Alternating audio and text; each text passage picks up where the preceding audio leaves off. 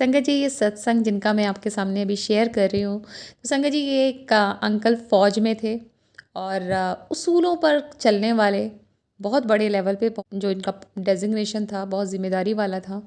तो संगत जी ये अंकल जिसे कह लीजिए धर्म के लिए खड़े होना, फिर सामने कोई भी हो, कितना भी बड़ा आदमी हो, ये अपनी बात को ना बेबाकी से वहाँ पर रखते थे, बिना किसी डर के, बिना किसी झिझक के, बिकॉज़ इन्हें पता था कि ये धर्म के लिए, सच्चाई के लिए खड़े हुए हैं। और संगत जी, जैसा मैंने बताया पहले भी एक सत्संग में, इनका ये टेररिस्ट के टारगेट्स पर रहते थे। ऐसे लोग हो ना जो ईमानदार होते हैं, या जो पूरा एक इनका वो रहता था, लाइक टेररिस्ट, जो टेररिज्म है उसके खिलाफ काम करने का इनका पूरा मिशन यही था कि आतंकवाद जाना चाहिए देश से, इस तरह का खतरा नहीं देश पर होना चाहिए। तो ऑफ कोर्स काम इनका बहुत बहुत बहुत अच्छा हुआ करता।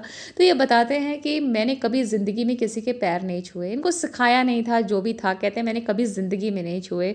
और भगवानों के सामने भी, मतलब वो नॉर्मली ऐसे ही हाथ जोड़ लिया करते थे, बट पैर उन्होंने कभी किसी के नहीं छुए, इनफैक्ट गुरु जी के भी नहीं छुए। तो एक दिन गुरु जी ने इन्हें बुलाया और बोला आके मेरे पैर दबा। अब अंकल क्या करें, दबाने शुरू करे, फिर आंटी मंद मंद मुस्काएं, बिकॉज उन्होंने कभी देखा ही नहीं था अंकल को किसी के पैर दबाते हुए, छूते हुए। तो पता था आंटी को, अंकल को भी समझ में आ रहा है आंटी क्यों मुस्कुरा रही हैं, और गुरु जी को तो पता ही है सब कुछ। तो अंकल कहते हैं आज आ ही गया, मैं भी अपनी औकात पे, मेरी औकात यही है पैर दबाने की। अपने मन में वो यही सोच रहे थे। तो संगत जी अंकल ये बताते हैं कि गुरु जी के कभी पैरों में ये नहीं है कि दर्द हो रहा है और वो हमसे सेवा चाह रहे हैं, या उन्हें तकलीफ़ है, वो रिलीफ चाह रहे हैं दर्द से। वो हमेशा संगत से जो हाथ पैर अपने दबाया करते थे, वो संगत का कल्याण करने के लिए ही दबाया करते थे, ताकि टच के थ्रू जो एनर्जी गुरु जी के अंदर है वो संगत के अंदर चली जाए, दैट पॉजिटिव एनर्जी। वो एक ब्लेसिंग देने का तरीका है। एक्चुअली संगत जी हम सबको ना सिर्फ पॉजिटिव एनर्जी ही चाहिए होती है लाइफ में, और उसी के थ्रू हमारा जो ऑरा है आसपास का वो पॉजिटिव होता है।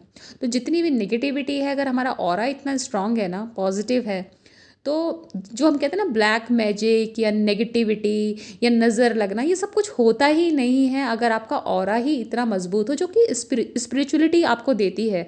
अध्यात्म से जब आप जुड़ते हैं, मंत्र जाप करते हैं, भगवान में मानते हैं, तो आपका जो चारों तरफ एक एनर्जी होती है ना, घेरा, एक ऑरा, वो पॉजिटिव एनर्जी का हो जाता है। फिर उसको कोई बीच में घुस के आ नहीं सकता, उसको उससे टकरा कर वापस सब चीज़ें चली जाती हैं। तो संगत जी वो एनर्जी, वो डिवाइन एनर्जी गुरुजी हमें टच के थ्रू काफ़ी संगत को दिया करते थे, और ये एक उनका कृपा करने का संगत पे तरीका है।